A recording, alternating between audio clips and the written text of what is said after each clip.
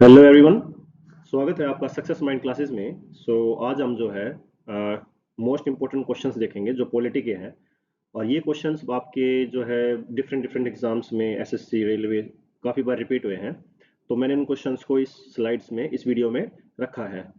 तो अब उनकी प्रैक्टिस करेंगे और देखेंगे किस प्रकार से इन क्वेश्चंस को हम सोल्व कर सकते हैं। तो चलिए स्टार्ट करते हैं। तो सबसे पहले क्वेश्चन देखते हैं कि क्या कहता है कि which of the following is true about the high court. तो हाई कोर्ट के मामले में क्या सही है। पहले ऑप्शन देख लेते हैं क्या है कि it has original jurisdiction and appellate jurisdiction. It enjoy the power of judicial review. It act as a court of law. And D is all of above. तो ये एक एक करके देखते हैं इसमें क्या है। ओरिजिनल और अपीलेंट जुरिडिक्शन। ओरिजिनल में क्या होता है कि मैं एग्जांपल देके बताता हूँ आपको कि मान लो अगर डिस्प्यूट है किससे रिलेटेड, इलेक्शन ऑफ एमपी, मतलब मेंबर ऑफ पार्लियामेंट के जैसे जो आपके इलेक्शन होते हैं उसको लेकर अगर कोई डिस्प्यूट है, कोई झगड़ा है, तो वो जो है आप कौन सुनेगी, आपकी हाई कोर्ट। सुप्रीम कोर्ट भी सुनती है। ठीक है, इसको भी याद रखना। अपीलेंट में क्या होता है कि मान लो अगर लोअर कोर्ट है, लोअर कोर्ट ने कोई जजमेंट दिया है तो उसको कौन सुनेगी, फिर वो हाई कोर्ट। ये भी इसके पास पावर है उसको सुनने की।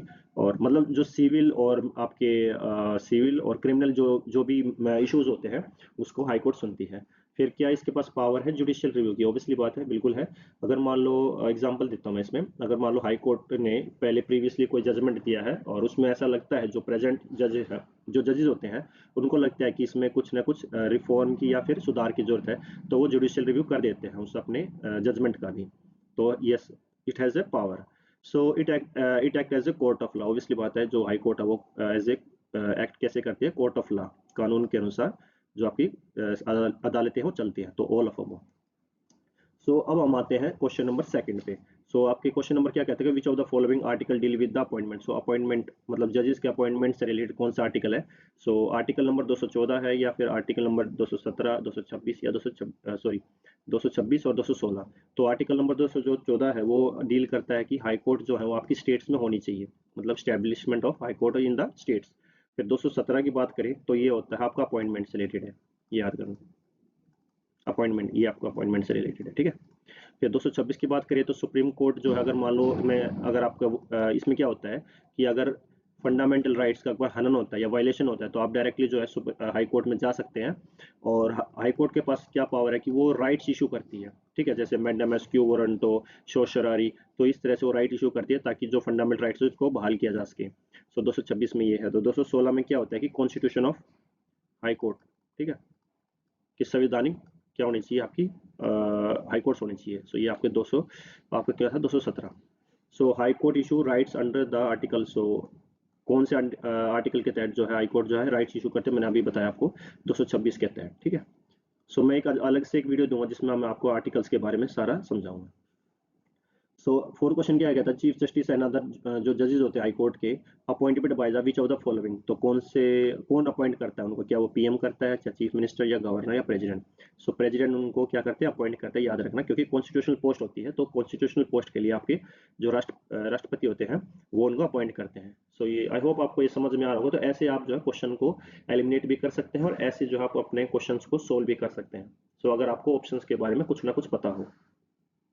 बढ़ते हैं अब पांचवें क्वेश्चन पे। तो फिफ्थ क्वेश्चन क्या कहता है कि which was the first Indian state to establish institution of Lokayukta.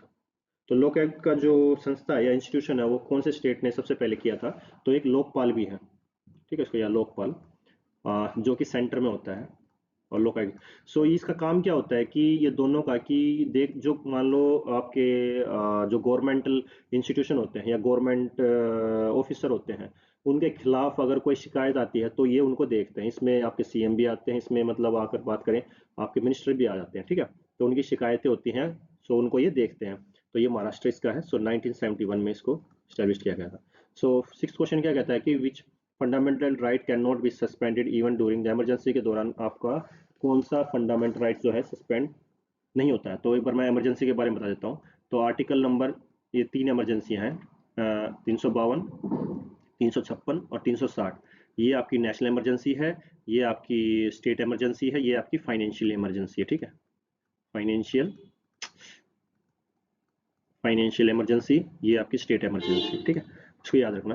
So right to speech ये आर्टिकल नंबर 19 में आता है, राइट टू रिलीजियस ये 25 में आता है आपका, इक्वालिटी जो है आपका राइट टू इक्वालिटी जो आपका 14 में, और ये राइट टू लाइफ वाला ये जो आता है आपका 21 में। ठीक है, सो कौन सी होती है, सारी की सारी सस्पेंड हो जाती हैं, ये याद रखना, ये सस्पेंड नहीं होती है, तो आर्टिकल इसका आंसर है डी।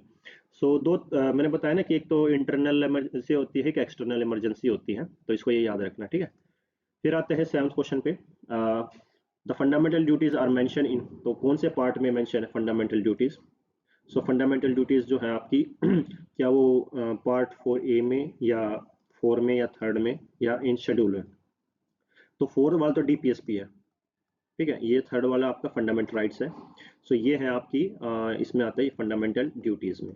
ठीक है, इसको याद रखना, आर्टिकल 51A इसमें इसमें इंक्लूड किया गया था। शेड्यूल ए कुछ नहीं होता इसमें, ठीक है, 4 होता है, ए नहीं।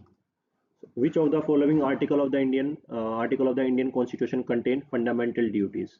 Fundamental duties मैंने अभी बताया था ना आपको, 51A, ये याद रखना, काफी इंपॉर्टेंट है।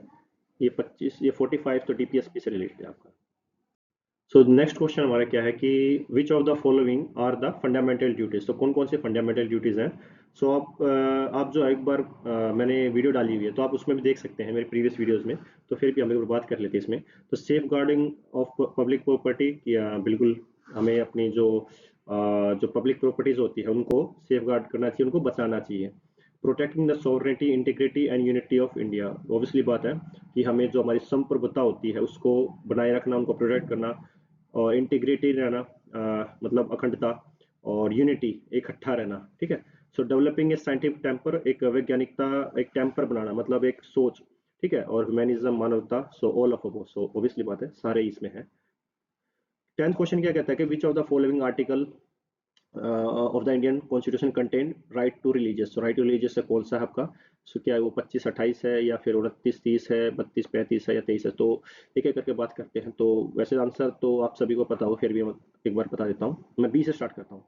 सो 29 का आपका ये है आपका कल्चरल और एजुकेशनल। ठीक है, कल्चरल एजुकेशनल है। 32 वाला राइट टू रेमेडीज। ठीक है, राइट टू रेमेडीज, ये है आपका राइट अगेंस्ट द एक्सप्लॉयटेशन। ठीक है, सो ये आपकी स्मार्ट है, ये है आपका राइट टू रिलीजन वाला। सो 25 से 28।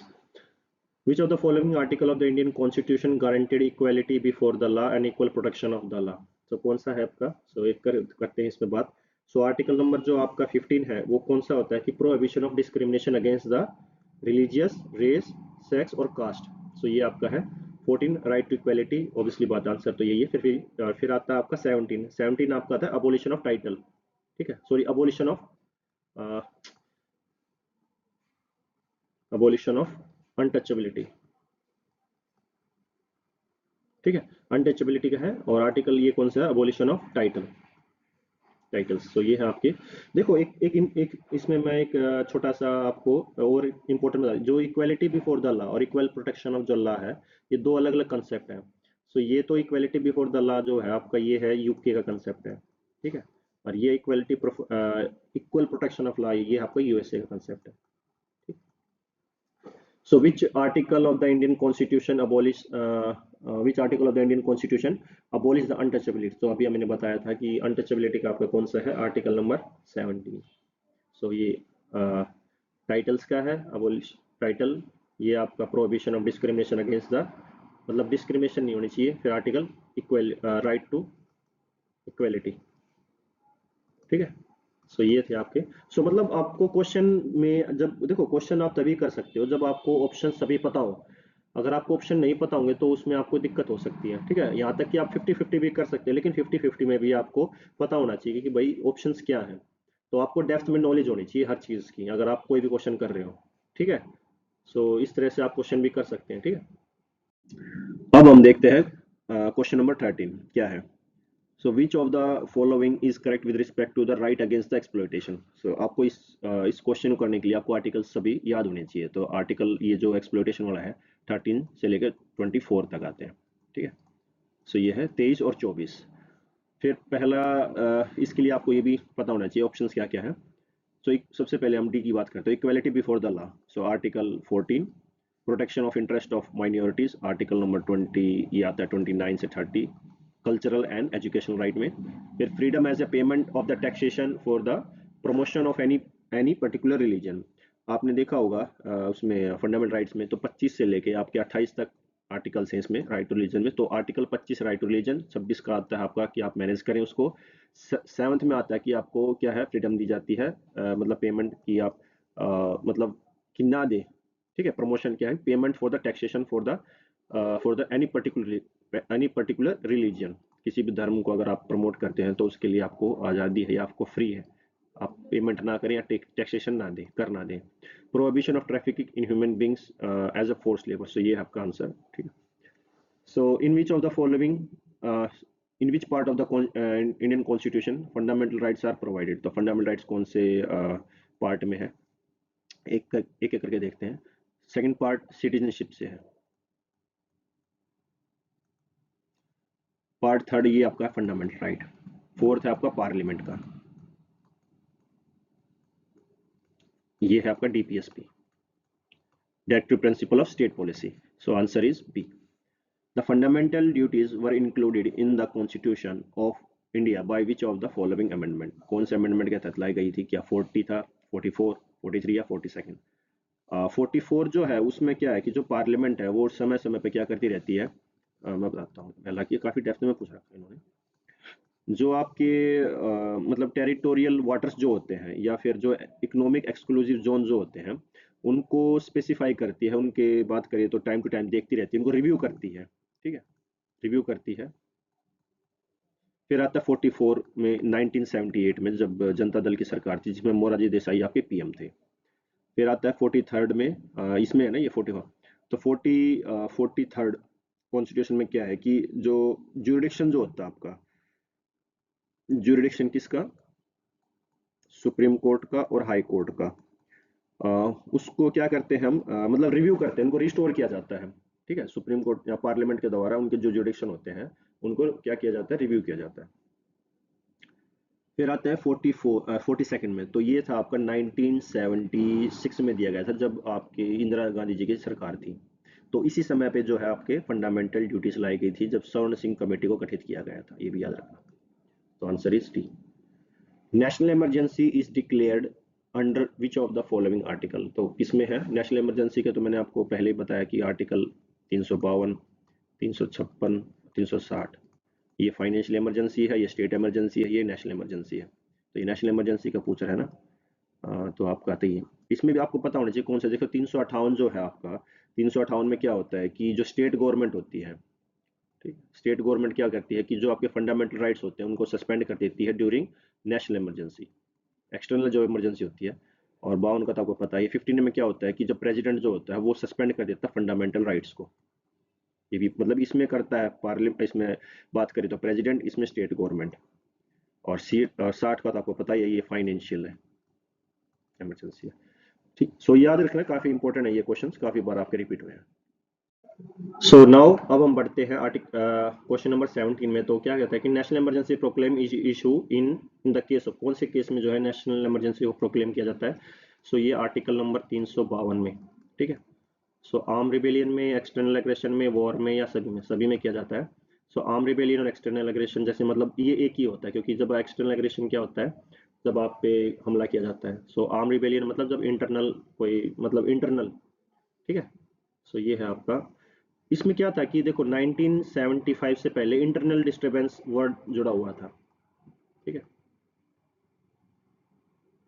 इंटरनल डिस्टरबेंस जो काफी वेग था, तो उसको 44 कॉन्स्टिट्यूशनल अमेंडमेंट एक्ट 1978 में जब जनता दल की सरकार थी उसमें बदलकर उसमें आर्म रिबेलियन कर दिया था।